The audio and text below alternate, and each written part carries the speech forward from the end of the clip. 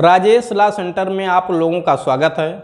आज हम लोग चर्चा करेंगे भारतीय दंड संहिता की धारा 88, 89 और 92 पर। ठीक है, ये धाराएं उन लोगों को बचाव प्रदान करती हैं जो किसी व्यक्ति के फायदे के लिए सद्भाव में उसकी सहमति से या सहमति के अभाव में कोई कार्य करते हैं। ठीक है, जैसा कि मैंने इस वीडियो का टाइटल दिया है डॉक्टर्स के विरुद्ध एफआईआर, या क्या डॉक्टर्स के विरुद्ध एफआईआर दर्ज नहीं कराई जा सकती या दर्ज कराई जा सकती है। तो मूल रूप से डॉक्टर्स पे चर्चा की जाएगी, उनके कार्य जो अपने पेशेंट के साथ करते हैं, उनके जीवन को बचाने के लिए, उनको नया जीवन प्रदान करने के लिए क्या उन पे एफआईआर दर्ज कराया जा सकता है यदि उनकी कार्य से किसी पेशेंट की मृत्यु हो जाए या किसी पेशेंट को गंभीर क्षति उठानी पड़े।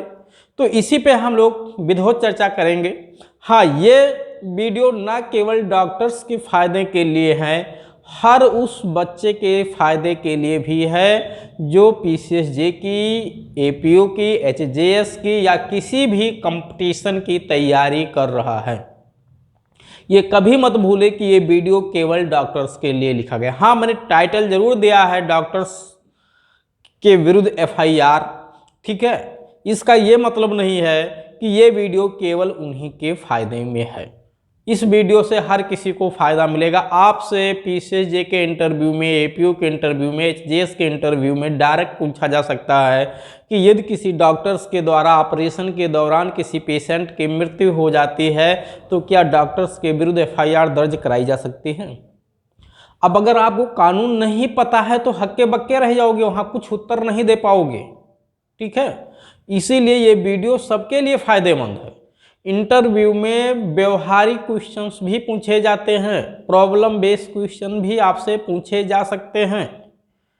ठीक है, अगर आपसे क्वेश्चन पूछ लिया गया कि एक व्यक्ति जो बीमार था डॉक्टर्स के पास जाता है, ठीक है, इलाज के लिए, और डॉक्टर्स उसको सुई लगाता है, ठीक है, उसके फीवर को दूर करने के लिए उसे इंजेक्शन लगाता है, उसके इंजेक्शन लगाने से उसको दर्द होती है।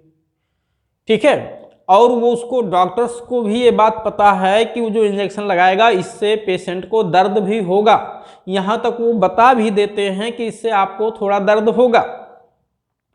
तो जब आप जान रहे हो कि थोड़ा दर्द होगा तो ऐसा काम क्यों कर रहे हो? क्या ये स्वेच्छा उपहति का अपराध नहीं है? वॉलंटरली हर्ट क्या धारा 323 आईपीसी का अपराध नहीं है? ठीक, तो इस तरह से इंटरव्यू में आपसे प्रश्न पूछे जा सकते हैं। तो यह हर किसी के फायदे के लिए वीडियो है। ठीक है, क्योंकि कानून से जुड़ी हुई बातों पर चर्चा की जा रही है, इस वजह से कानून की जानकारी हर किसी व्यक्ति को होनी चाहिए। और हमारा कानून भी ये मानता है कि विधि का ज्ञान हर एक व्यक्ति को है, क्योंकि विधि की भूल का बचाव किसी को नहीं मिलता है। तो चलिए हम लोग इस पे चर्चा करते हैं। सबसे पहले आप लोग चैनल पे नए हैं, सब्सक्राइब कर लीजिए। इस तरह से महत्वपूर्ण जानकारियां आप लोगों को तुरंत मिलती रहेंगी। जैसे ही कोई वीडियो अपलोड किया जाएगा तुरंत आपके पास पहुंच जाएगा।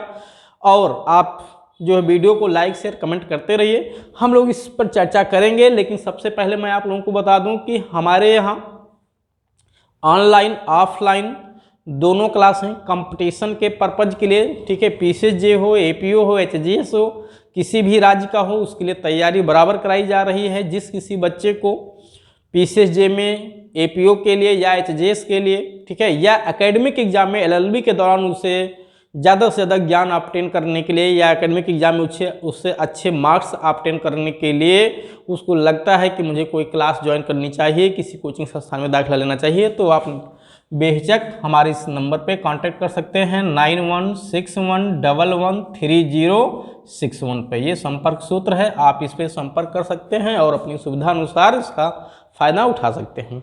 चलिए हम लोग चर्चा करते हैं। सबसे पहले धारा 88, 89, 92 पे ये तीन तरह के भागों को मैंने क्यों माना, क्योंकि किसी भी डॉक्टर्स के पास, ध्यान दीजिए, किसी भी डॉक्टर्स के पास, मैं मानता हूँ कि डॉक्टर्स का जो समय है वो बहुत ही बहुमूल्य है, फिर भी वो इस समय को थोड़ा सा निकाल के इस वीडियो को ज़रूर देखें, क्योंकि इस वीडियो से उनको बहुत सारे फ़ायदे होने वाले हैं। उन पे फर्जी FIR दर्ज कराया जाता है, उनको धमकियां दी जाती हैं परेशान करने के लिए, तो थोड़ा सा कानूनी जानकारी रखना भी आपके लिए सही है। आइए, 3 तरह के पेशेंट आप डॉक्टर्स के पास जाते हैं। कोई भी डॉक्टर्स हो, दुनिया का कोई भी डॉक्टर्स हो, उसके पास केवल 3 तरह का पेशेंट जाता है। या तो वो पेशेंट ऐसा होगा जो सक्षम होगा, यानी 12 वर्ष से अधिक उम्र का होगा, ठीक है, और अपने होशो हवास में डॉक्टर्स के पास जाएगा। या तो वो 12 वर्ष से कम आयु का पेशेंट होगा, वो डॉक्टर्स के पास जाएगा अपने गार्जियन के साथ या स्वयं जाएगा। या तो कोई ऐसा पेशेंट होगा जो बेहोशी अवस्था में डॉक्टर्स के पास जाएगा। तो या तो कोई पेशेंट बेहोशी अवस्था में डॉक्टर्स के पास जाएगा, मरा व्यक्ति नहीं जाता भाई, भूल में हम लोग मरे व्यक्ति को ले जाते हैं ये जानते हुए कि अभी जीवित है, डॉक्टर साहब बचा लेंगे। अदरवाइज अगर मुझे ये पता है कि पेशेंट की मृत्यु हो गई है तो मैं डॉक्टर्स के पास नहीं ले जाऊँगा, ठीक है। तो या तो बेहोशी हालात में है तब मैं डॉक्टर्स के पास ले जाता हूँ, या तो वो माइनर व्यक्ति है, यानी यहाँ माइनर का मतलब है बिलो 12 ईयर्स, 12 वर्ष से कम आयु, ठीक है, 18 ईयर्स नहीं, बिलो 12 ईयर्स, 12 वर्ष से कम आयु का कोई व्यक्ति है, उसको कोई समस्या है, कोई तकलीफ है, वो डॉक्टर्स के पास जाएगा। या तो फिर वो 12 से ऊपर होगा और किसी भी एज का हो, लेकिन वो होशो हवास में होगा। अगर कोई व्यक्ति होशो हवास में अपने 12 वर्ष से ऊपर की एज में है और डॉक्टर्स के पास जाता है, उसको किसी भी प्रकार की कोई समस्या है, कोई बीमारी है, कोई तकलीफ है, ठीक, क्योंकि बिना बीमारी के, बिना तकलीफ के कोई डॉक्टर्स के पास नहीं जाएगा।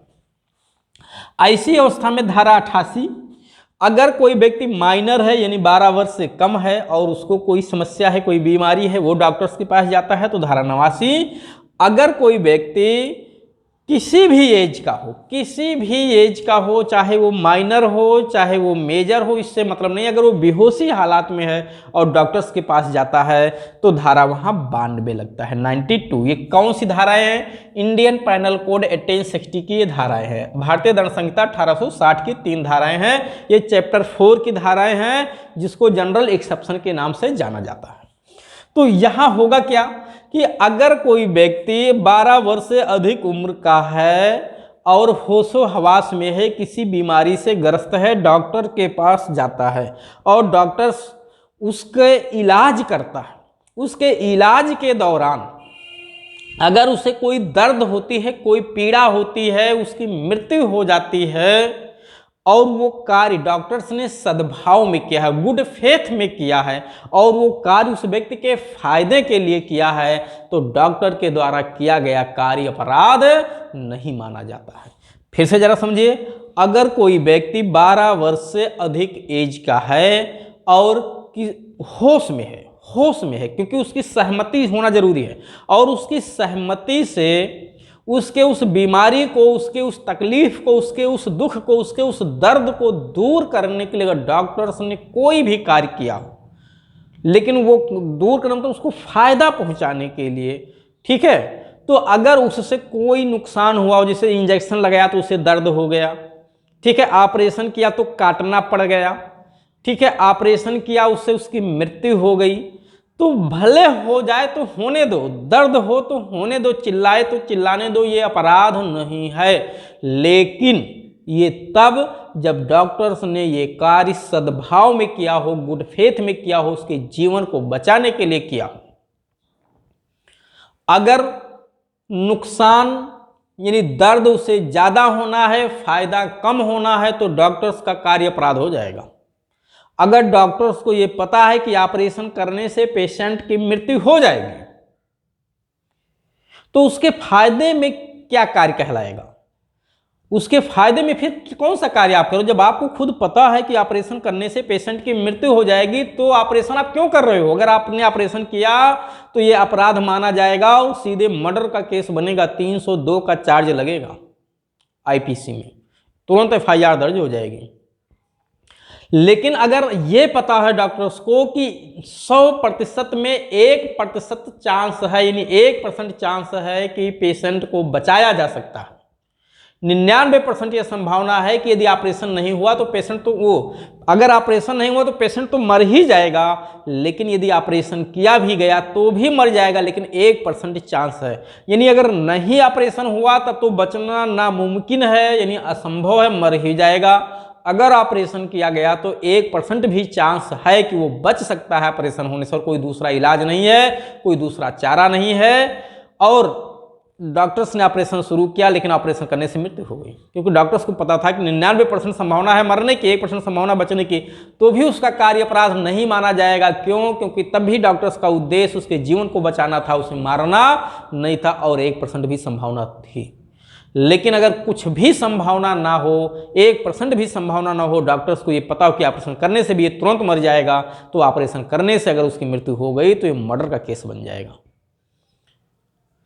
डॉक्टर्स के इंजेक्शन लगाने से अगर दर्द हो रहा है पेशेंट को, लेकिन पता है कि उसके जीवन को बचाने के लिए है, उसके बीमारी को दूर करने के लिए, उसके बुखार को दूर करने के लिए, तो भी इंजेक्शन लगाने से अगर उसे दर्द हो रहा है तो होने दो, कोई अपराध नहीं है। ऑपरेशन करने से शरीर कट रही है, काटा फिर जा रहा है, चीरा जा रहा है, दर्द हो रहा तो होने दो, वो अपराध नहीं है। क्यों? क्योंकि पेशेंट के जीवन को बचाने के लिए कार्य किया जा रहा है, कार्य सद्भाव में किया जा रहा है।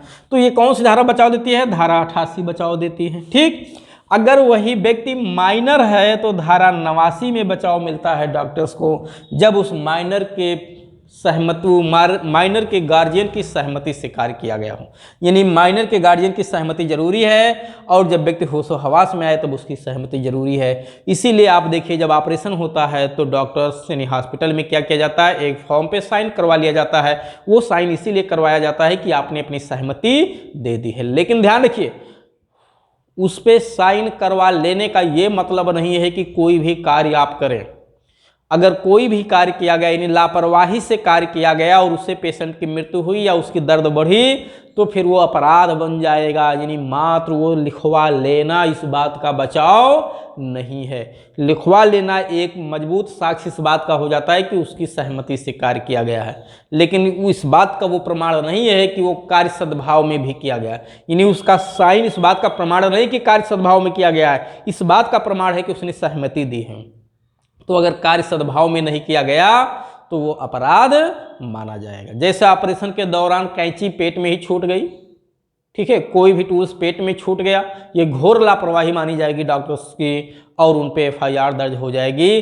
क्रिमिनल केस के साथ साथ सिविल केस भी दर्ज हो जाएगा, यानी दोनों केस चलेंगे, दोनों मुकदमे चलेंगे। तो इस तरह से अगर कोई व्यक्ति अपनी सहमति से जा करके ऑपरेशन करवाता है और उसकी मृत्यु हो जाए, ठीक है, अगर उसके जीवन को बचाने का उद्देश्य था, जैसे अक्सर एक्सीडेंट होता है, लोग जो है अस्पताल में जाते हैं, तुरंत ऑपरेशन शुरू होता है, लेकिन जब होश होता है तब धारा 88 का बचाव मिलेगा। अगर वो बेहोश हो गया है और किसी की सहमति नहीं ली गई है या सहमति लेना वहाँ संभव नहीं है और ऑपरेशन तत्काल किया गया, तो धारा 92 का बचाव मिलता है। कौन सी धारा? 92 में डॉक्टर्स को बचाव मिलता है। यानी कब? जब पेशेंट की सहमति का अभाव हो और सहमति लेना उस समय जो है पॉसिबल ना हो, संभव ना हो, और तुरंत कार्य किया जाना उस पेशेंट के लिए अनिवार्य हो, अन्यथा उसका जीवन बचाया नहीं जा सकता। अगर उसके घर के लोगों की सहमति लेने का इंतजार किया गया तो पेशेंट की मृत्यु हो जाएगी। ये तत्काल ऑपरेशन करना जरूरी है। पेशेंट की सहमति तो खुद देने में तो असमर्थ है क्योंकि बेहोश है और घर के लोग वहाँ पे नहीं, कोई निकट परिजन नहीं है। अगर उनकी सहमति लेने का इंतजार किया गया तो पेशेंट की मृत्यु हो जाएगी। ऐसी अवस्था में भी डॉक्टर तत्काल ऑपरेशन कर सकता है, अगर उसको ये पता है कि इस ऑपरेशन से ही उसके जीवन को बचाया जा सकता है, अन्यथा वो मर जाएगा। तो भले वो मर जाए, ऑपरेशन करने के बाद डॉक्टर्स के कार्य अपराध नहीं माने जाएंगे। 92 में ये बचाव मिलेगा। ठीक, अगर कोई व्यक्ति बेहोशी हालात में है, यानी बेहोशी हालात में होने पे, यानी जब उसकी होश ना हो, ऐसी स्थिति में अगर किसी व्यक्ति के जीवन के फायदे के लिए डॉक्टर्स के द्वारा कोई भी कार्य किया गया है और वो कार्य सद्भाव में किया गया, गुड फेथ में किया गया है, तो भले ही उस कार्य से उसे कोई नुकसान हो, यहाँ तक कि उसकी मृत्यु भी हो जाए, तो बचाव देने वाली धारा कौन सी है? धारा 92। और कोई व्यक्ति अगर 12 वर्ष से कम आयु का है, यानी माइनर है, चाहे वो 1 साल का हो, 2 साल का हो, 4 साल का हो, इससे मतलब नहीं है, और उसके जीवन के फायदे के, उसके जीवन को बचाने के लिए कार्य किया गया डॉक्टर्स के द्वारा, लेकिन गार्जियन की सहमति से, भले उस बच्चे को कुछ भी हो जाए, यहाँ तक बच्चे की मृत्यु भी हो जाए, बशर्ते वो कार्य गुड फेथ में किया गया हो, सद्भाव में किया गया हो, तो धारा 89 का बचाव डॉक्टर्स को मिलेगा। और यदि वो व्यक्ति खुद सक्षम है, अपनी सहमति से उसके फायदे के लिए कार्य किया जाता है, तो डॉक्टर्स को धारा 88 में बचाव मिलेगा, डॉक्टर्स के कार्य अपराध नहीं माने जाएंगे। लेकिन अगर ये साबित हो गया कि डॉक्टर्स ने कार्य सद्भाव में नहीं किया है, गुड फेथ में किया अर्थात लापरवाही से किए हैं, वही निडिल किसी को लगाया जा चुका था, वही निडिल फिर दूसरे को लगा दिया गया, वो ऐसे व्यक्ति को लगाया गया था जो एड्स का रोगी था, ठीक है, किसी बीमारी से ग्रस्त था, और उस निडल्स को लगाने से ही कोई संक्रमण फैल गया, तो ये लापरवाही मानी जाएगी। यहाँ कार्य गुड फेथ में नहीं माना जाएगा, ये सद्भाव में कार्य नहीं माना जाएगा, ये लापरवाही मानी जाएगी। डॉक्टर्स इसके लिए जो लायबल हो जाएंगे, उनके ऊपर मुकदमा दर्ज करा दिया जाएगा, ठीक है, उनको जेल जाना पड़ जाएगा। फिर इसके लिए अगर कोई भी कार्य सद्भाव में नहीं किया, कोई भी दवा, ठीक है, दवा देते समय लापरवाही से, ये दवा जो इस पेशेंट की दवा इसमें चलेगी, दूसरे पेशेंट की दवा दूसरे, या कभी कभी हॉस्पिटलों में इंजेक्शन लगाते समय एक ही साथ 4 पेशेंटों के इंजेक्शन में जो है दवा एक ही साथ भर ली गई,